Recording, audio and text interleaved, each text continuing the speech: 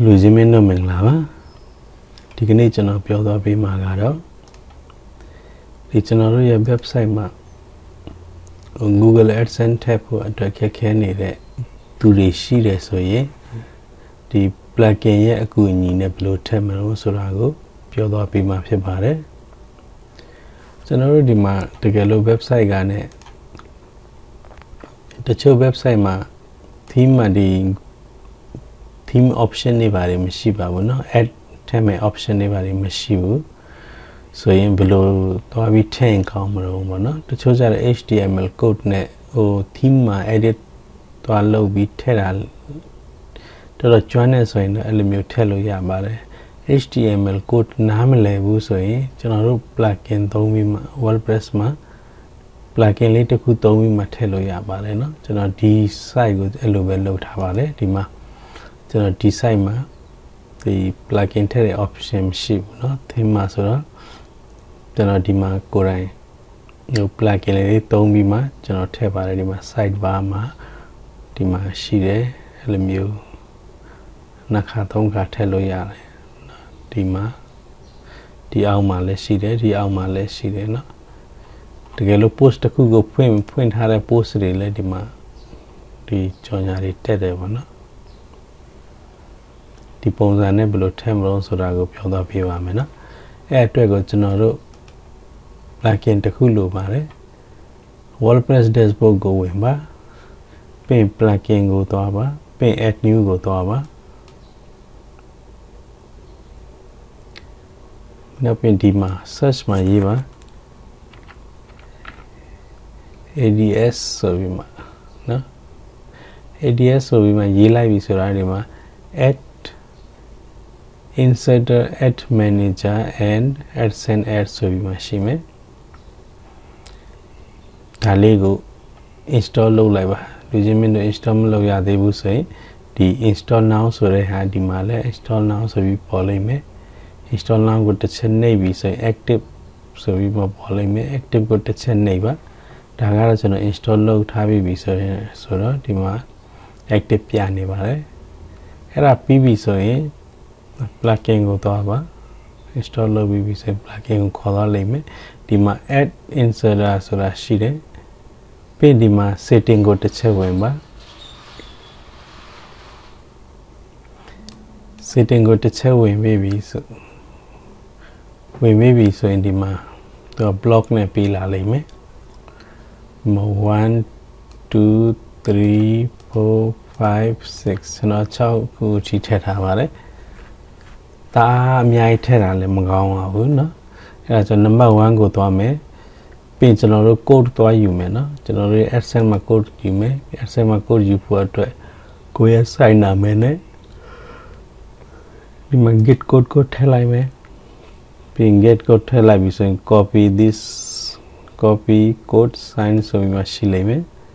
ဒါကို copy ယူလိုက်မယ်ပြီးကို site ကိုပြန်လာမယ်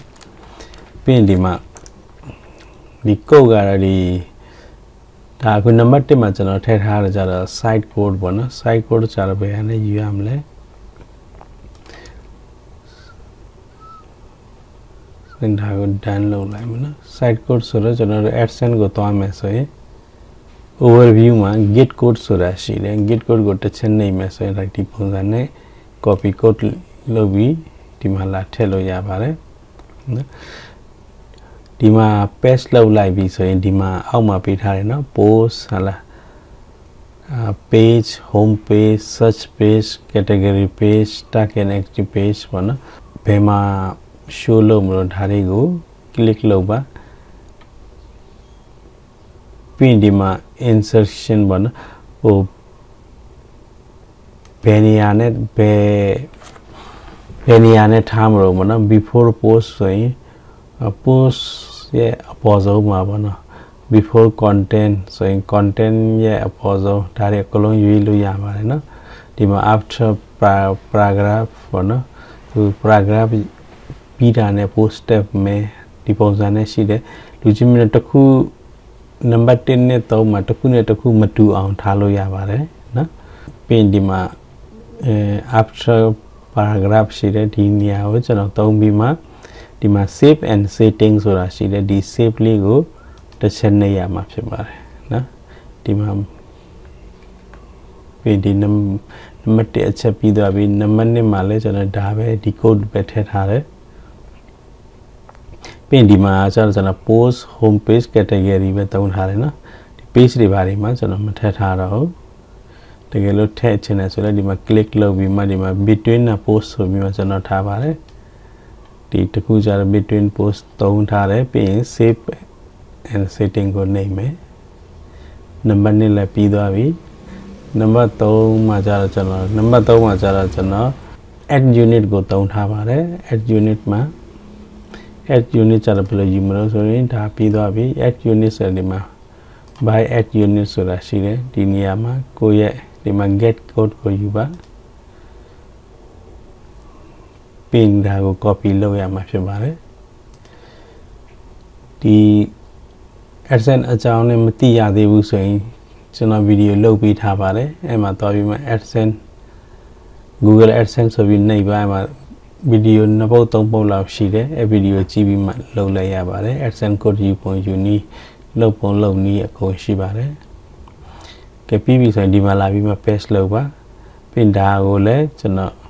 post home page category page ထားတယ်လူချင်းမင်းတို့ကတော့ဟို page တွေပါလေတခြားထားမယ်ဆိုလည်းထားလို့ရတယ်ဒါပေမဲ့တိတ်မထားတာကောင်းတယ် website အသစ်ဆိုရင်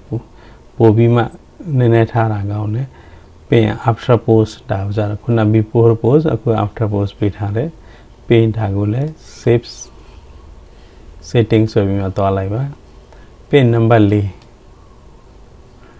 နံပါတ်4လည်းအဲ့လိုပဲနော် before content အခုက content နဲ့လောက်ထားတယ်ပြင်နံပါတ်5နံပါတ်6ကျွန်တော်ဒီအထိကိုထည့်ထားပါတယ်ပြီးပြီဆိုရင်နောက်ဆုံးမှာ save change နဲ့သွားလိုက်မယ်နော်ဒီ plugin ကျတော့ကျွန်တော်တို့အတွက်အထောက်အကူပြုတာတော့ဒီ Google Adsense အတွက်အရန်ကောင်းပါတယ် Google Adsense ပဲမဟုတ်ဘူးတခြား